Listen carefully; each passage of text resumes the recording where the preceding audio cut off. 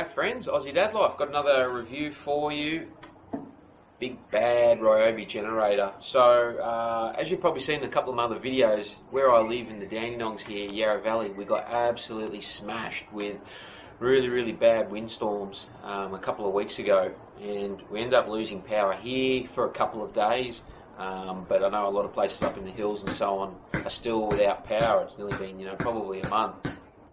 So the storm, we lost power here about 11 p.m. and at about 3 a.m. when I couldn't sleep, got on. I thought we're going to be without power for a while here because of just the ferociousness of the wind.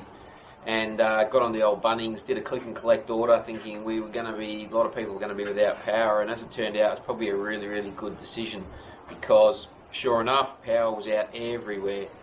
Yes, mate. And I hopped up too, and the storm woke me up because I hopped up for a little bit. That's right. So in the end, went down, picked this up in the morning, brought it back home. Now this is a Ryobi 2500 watt generator. Now it's not an inverter one; it's one of the old school models. Obviously, it's got a handle that you can pick up, wheel around. It's got tyres, 2 rubber feet. This handle can drop down. The rubber feet are underneath. It's got a 15-litre fuel tank that runs just on, and it's a 4-stroke, so it runs on unleaded. Now the kit, when I bought it, it came with everything. It came with oil. I did buy some extra oil, not realising it because it wasn't sort of clear at the time, but I bought some extra oil.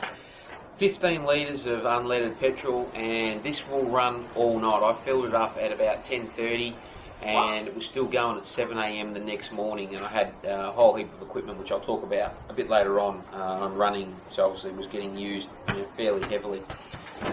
Everything was pretty much there when I bought it. All you had to do was put the wheels on, attach the handle. There's like 5 or 6 nuts and bolts, a couple of split pins to put the wheels on, and that was it, and fill up the oil. So come around the front here. Watch out, buddy. Please, Simon.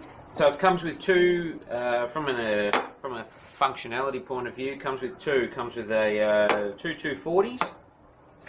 Comes with a circuit breaker. Also comes with a multimeter, so you can see how much load you're putting on the generator and what it's using, which is sort of handy, so you know how many different extra devices you can put on if you need to. And then obviously the stop and start go. Now, good thing is it's got some instructions here up the top. So 2500 watt for a starting, or if it's just running, you can use 2000, depending on which socket that you want to use. Now, with these, it tells you in the instructions.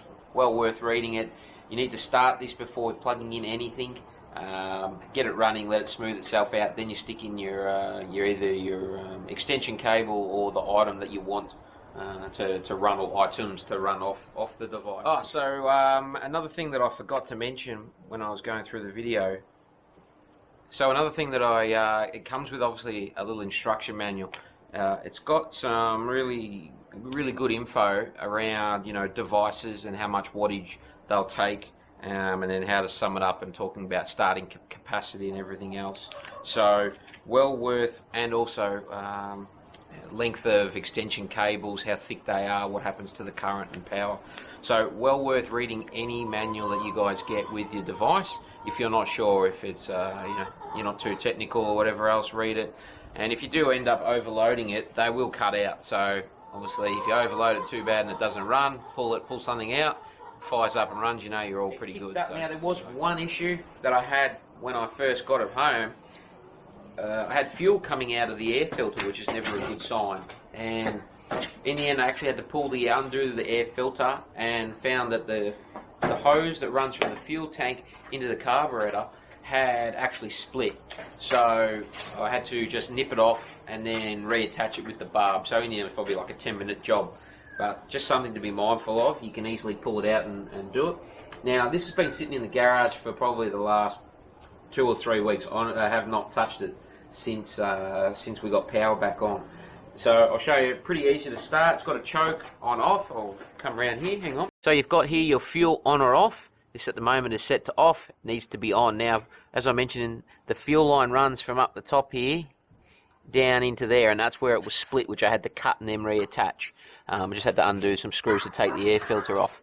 So this is your choke. As you can see here, choke to the left, run to the right. Push it there, turn the fuel on, and then it's just a matter of pulling the cable. So the other thing you need to do is make sure your engine switch is turned to on, otherwise it will not start.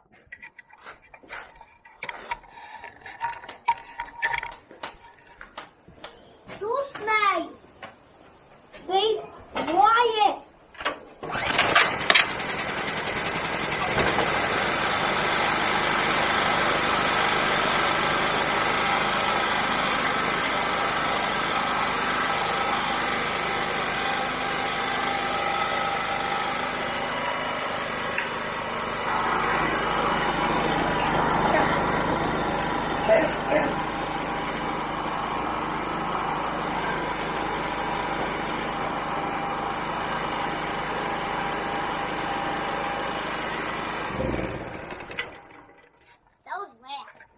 So as you can see, fired straight up. Now, what did I have running with this when I was out of power? So I have two single freestanding fridge freezers. Had both of those plugged in. I had a 42-inch TV plugged in. I also had my modem and router, well, the NBN modem and the router plugged in. And it was running, and my electric fireplace, so blowing the fan for the fire. So I had like 5 different things running, and it was going perfectly fine, not a single problem at all. And like I said, it ran all night, running all of those devices except for the TV, which I turned off. So yeah, I think from a backup point of view, really good, ran flawlessly. It is noisy. That's the only downside. This doesn't have really any modern technology to quiet it down. So I had this in my shed that I'd put up with the door closed, leaving open a little bit of a gap. So yeah, with the door shut and left open for ventilation, couldn't hear a thing. Didn't have any complaints from any of the neighbours. It went really well. The tricky thing, fuel cap wise, all very easy. Nice big open pour point. Didn't have to do anything with that.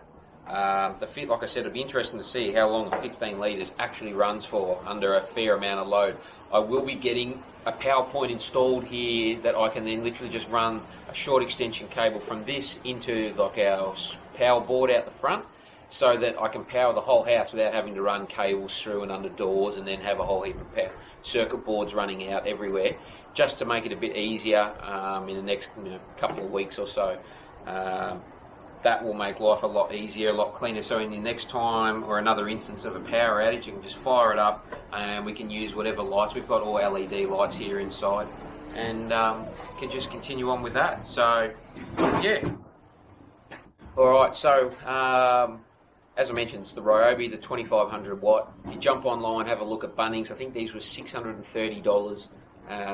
There are some slightly less powerful models and there are some more powerful models. This sort of fitted into the range that I thought would probably be more than enough to keep our house going. I suppose depending on the size of your house, how many appliances and everything else that you've got will dictate how big or how little the generator that you want to get. This particular model is not a pure sine wave inverter, is my understanding. I'm not even sure what the correct terminology is, but there are lots of other generators that do that, and they can damage your appliances, allegedly.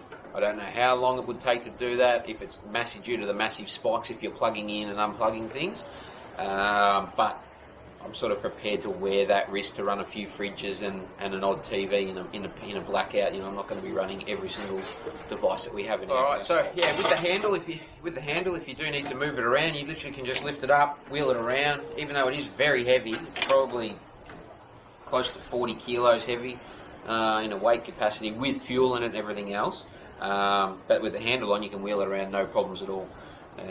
Yeah, so I think for the money and for the amount of times that I'll use it, leave it in storage, forget about it. The only important thing to do is, if you are not going to use it, either run it till it's dry or drain all the fuel out. You don't want it gumming up your carburetor, and then the next time you go to use it, having all sorts of problems in the dark trying to get it running. That's what I'm going to be doing after this video, and then I can put it away and don't have to worry about it. I know it's got oil in it. All I have to do is fill it up with fuel and we're good to go. So anyway, I hope you have enjoyed the video. I hope it's been informative. If you can hit the subscribe button or like, leave me a comment on this or any of the other Bunnings Ryobi gear that I've got, let me know. And I'll catch you on the next video. Thanks for watching Aussie Dad Life.